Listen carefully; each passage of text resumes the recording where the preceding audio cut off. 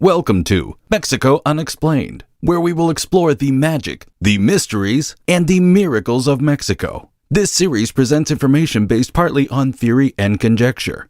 The podcaster's purpose is to suggest some possible explanation, but not necessarily the only ones to the subjects we will examine. Here is your host, Robert Bitto. Welcome, and muy bienvenidos to episode number 343 of Mexico Unexplained, where we examine the magic, the mysteries, and the miracles of Mexico. I'm your host, Robert Bitto. In the April 23, 2023 episode of the web-based Spanish-language show Insólita Experiencia, or Unusual Experience, host Johanna Diaz-Vargas interviewed an abductee named Grace Garza, who claimed to have had an encounter of the cuarto tipo, or fourth kind. From the Mexican state of Aguascalientes, Garza told the tale of an incident that happened in 1992 in Guadalajara, Jalisco, when she was in her second semester of university studies. This interview was important, the host remarked, because the majority of alleged alien abductions are of men, and it is somewhat unusual to get the perspective of a female experiencer. The event that the woman would retell to the listeners and viewers of the show occurred during the height of the waves of supposed alien abductions happening throughout the 1980s and 1990s. As Diaz-Vargas would remark near the end of the interview, most of the stories coming out of that UFO era are nearly identical, and Grace Garza's account of what happened to her in 1992 fits the typical pattern. Host Johanna Diaz-Vargas asked Grace Garza to take his audience back to the days of the alleged abduction. At the time, she was a university student in Guadalajara. She lived a few blocks away from the school in a bedroom of a house on the second floor. The night of the encounter, she was sleeping in her bed when she was awakened by bright lights outside her window. Her room filled up with a strong white light, and she lost consciousness. When Grace woke up, she found herself on a small metal bed that had one central leg attached to the floor. 3 beings stood around her bed. 2 of them were the normal height of a human, a few inches below 6 feet tall, and had the characteristics of the Greys of UFO lore: teardrop-shaped heads, spindly arms, small noses and mouths, and large almond-shaped eyes, the color of a terrifying midnight. They did not have the rubbery or leathery skin of the Greys, though. Rather, they were white to translucent. The third strange being in the room was much shorter, about 3 feet tall, and had no neck. This one had facial features and skin much like the Greys, and like the other 2, this being was wearing white clothing. When Grace found herself on this bed, she didn't know where she was and struggled to free herself.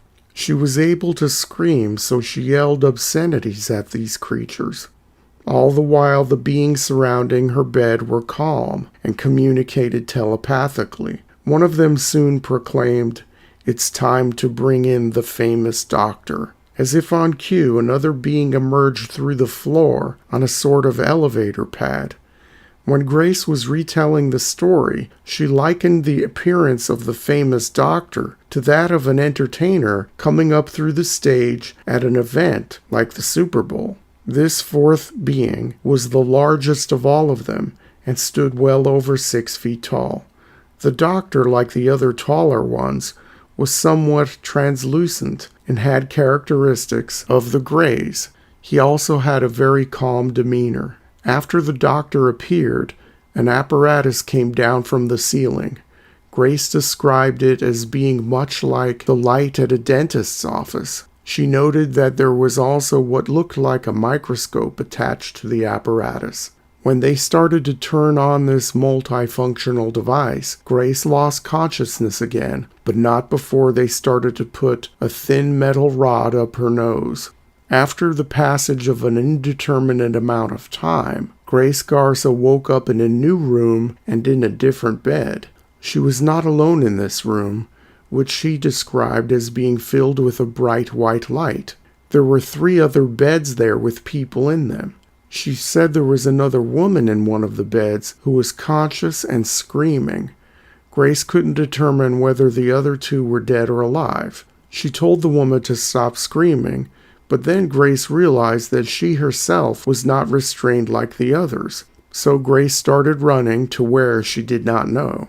She went down a long, wide corridor until she got to another large, well-lit room.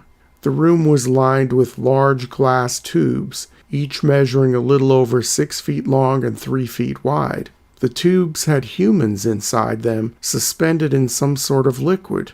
The humans were youthful, in their 20s, and were lean but muscular.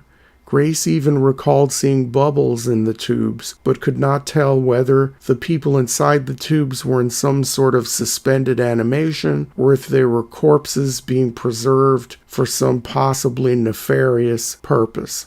She was passing through the room quickly, so she could not pick up on too many details. At the end of the room was another long hallway that led to another large room filled with the same bright white light. This room appeared to be filled with children. Grace described the children as looking identical. They had mixed features of humans and the Greys. They were the size of prepubescent human children and had blonde hair and blue eyes. Their eyes, however, were almond-shaped like the Greys, and they had small mouths and noses. She had the impression that they were devoid of emotion and individual personalities.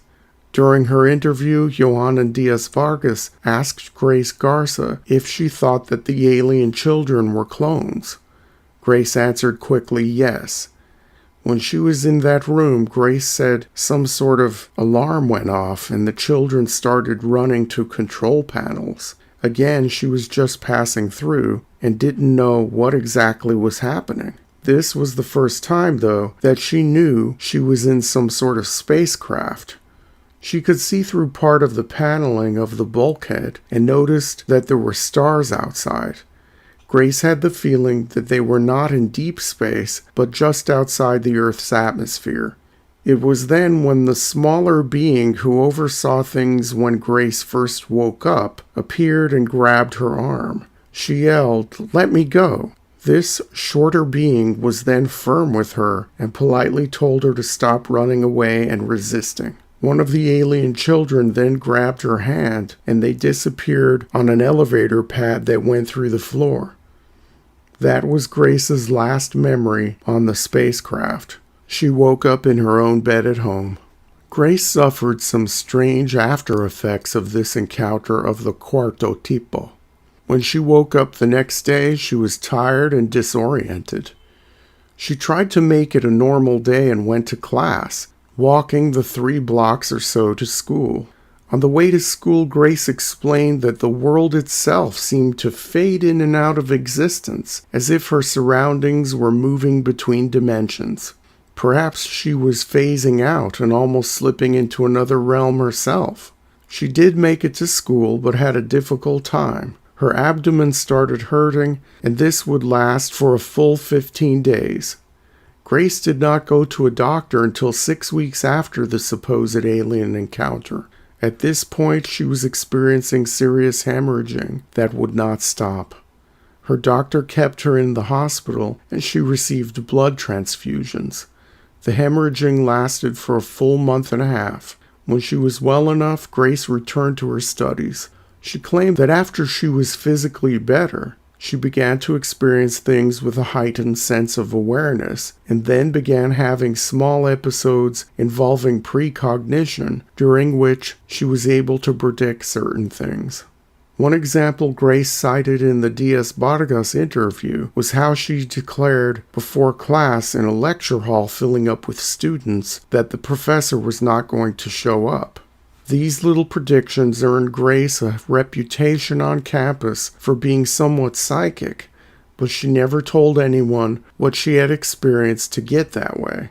Once Grace made a bold prediction during the last week of May of 1994. She claimed that in a few days a gigantic tsunami would kill hundreds of people in Indonesia.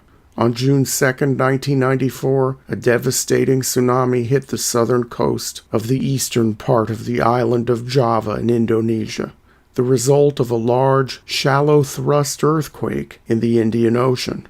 The wave, which crested at over 40 feet, killed 233 people and injured over 400. Over time, Grace's apparent psychic powers wore off, and today she has no special abilities. In the interview, Diaz-Vargas asked Grace Garza if she has had any other encounters since the first major one she had in 1992. She responded with the affirmative. She then proceeded to describe the latest one, which occurred in July of 2022.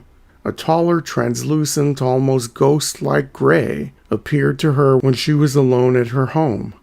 It transported her to a bright room with many little boxes. The alien pulled out a little box and dumped out 2 seeds into Grace's hands. She got the impression that the 2 seeds were somehow symbolic of her 2 daughters, who were now grown adults. The being calmly led her out of the room, and she found herself back in her own home, stunned by what had just happened. At the end of his interview with Grace Garza, Johanna Diaz-Vargas offered his guest a chance to re-experience her 1992 encounter through hypnotic regression that would be paid for by his show. Garza agreed, grateful to take him up on his offer, but not too excited to relive what had been an extremely unpleasant event. Diaz-Vargas wanted to emphasize to his audience that the alien encounter experience is not all about spreading kindness and enlightenment throughout the galaxy, a heightened level of consciousness and spiritual unity. Let's not romanticize what is going on, he said. At the end of his interview with Grace, Diaz-Vargas had many questions he posed to his audience. The one he stressed the most was, why do the abduction experiences always seem to fit a pattern?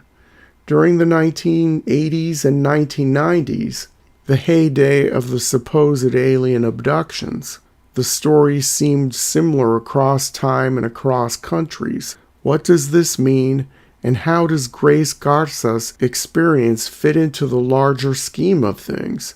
People have asked similar questions for decades. It seems like the answers may still be light years away.